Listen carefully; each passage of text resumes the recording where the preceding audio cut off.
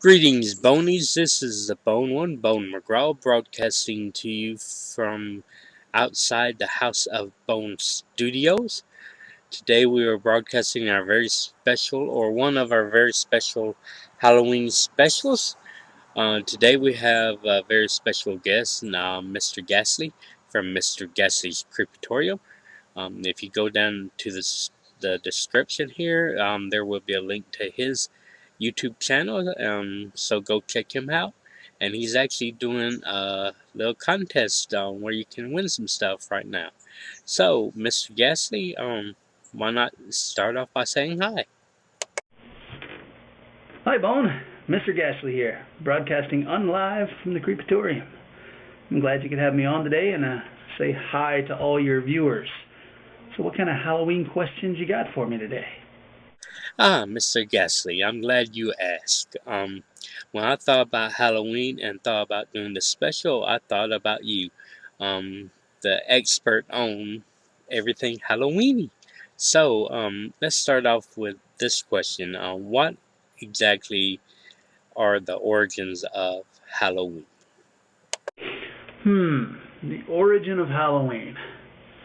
Well, I'll start that off by prefacing that I am not a historical, uh, you know, specialist by any means. But the way I understand it is this: in ancient times, there was a Celtic tradition known as Samhain, which is believed to be one night of the year when the veil between the living and the dead, the natural and the supernatural, becomes very thin, so that things sort of muddle, and the supernatural, undead things can come into the world of the living, normal, everyday things. Naturally, the people didn't want that, so to get rid of all these evil spirits and possible dead people, they put out you know, decorated gourds with scary faces, or bowls of fruit and bread and treats and things to either scare off evil spirits or to offer as sacrifices to these spirits so that they would leave.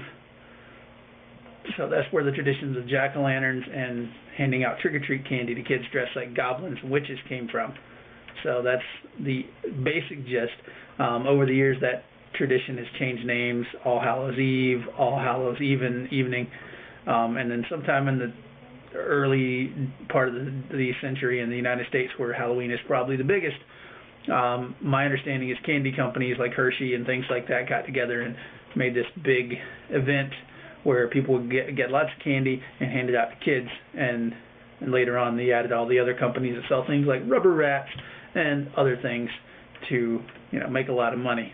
So thank you, marketing people, for making Halloween a huge thing so that I can do what I do, because this is what I love, and I celebrate Halloween 365 days out of the year. It's not just a one-night thing for me.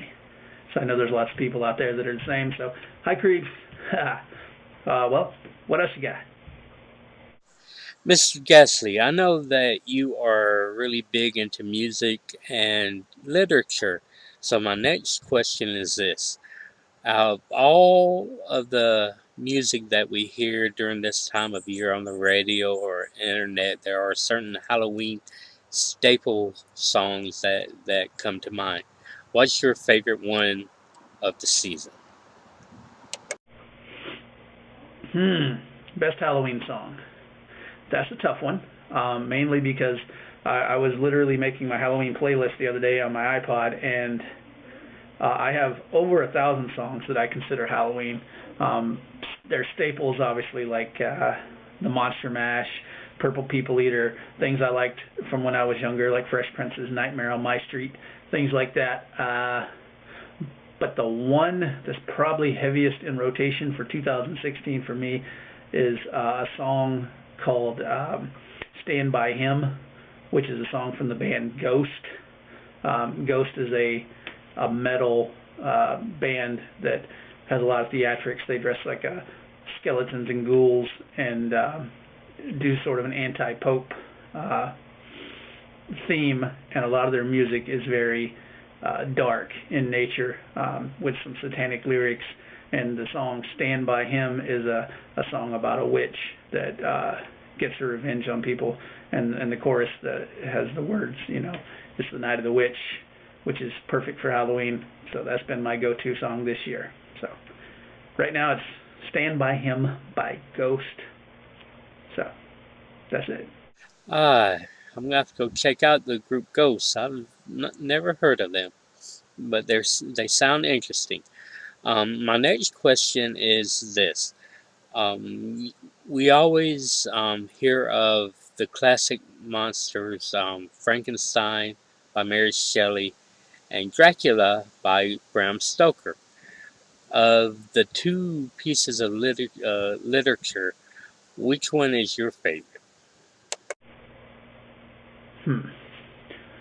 So, what's better between the classic horror novels, Bram Stoker's Dracula, Mary Shelley's Frankenstein? Uh, I, I don't know if you should ask me this. I'm a bit biased. I have a favorite novel of all time, um, and that should go without saying. There's Frankenstein. That's the classic monster. No offense to Bela Lugosi and all the people that have played Dracula over the years, or Bram Stoker's original novel, which is really cool. Um, but I actually just finished rereading Frankenstein for the umpteenth time about a week and a half ago. So that's a given. Frankenstein. A few years ago, the Twilight movies kind of did a spin on vampires and made them kind of popular again.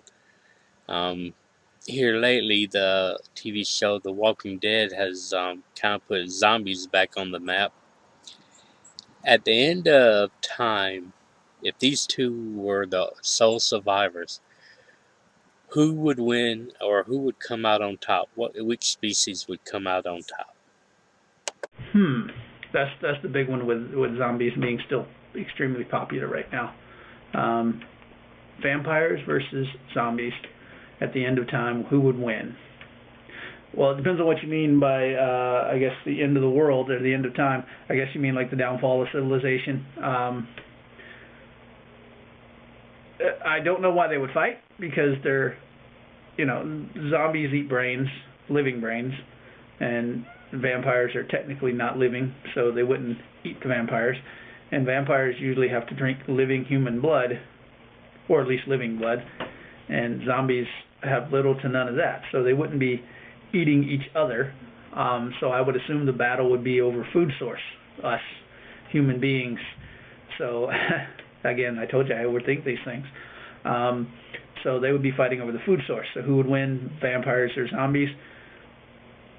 I would say sheer numbers, zombies is extremely powerful, but many vampires, especially the old ones, they've been around for hundreds, if not thousands, of years, and they've developed a lot of powers. They can, in some mythologies, they turn into wolves and mists and can fly and turn into bats and things and do all sorts of supernatural, almost magic abilities.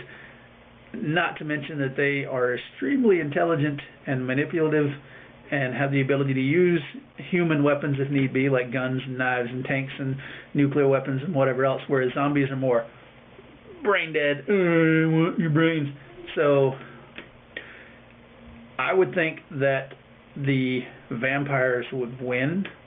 I don't know if based on sheer numbers they could wipe out every zombie, but I'm sure they could keep them in check. So, vampires. Vampires are the winner at the end of the human civilization.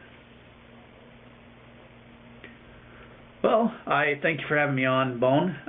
It's been fun talking about some nerdy Halloween type stuff. I hope you'll have me back next year if you feel like it. If not, happy Halloween to all your friends and viewers and listeners. And as always, to anybody that's here that's a Halloween nut like myself, check me out on Facebook at Mr. Ghastly's Creepatorium or on Twitter, just at Mr. Ghastly. I post videos, photos, funny Halloween stuff all year round. So once Halloween's over, it doesn't have to go away when you're hanging out with me. So check out my stuff, and we'll see you on the flip side. Stay creepy.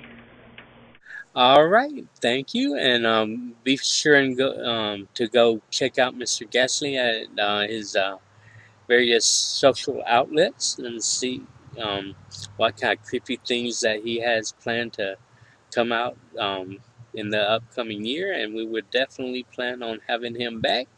So everyone, Stay creepy, and we shall see you on the flip side.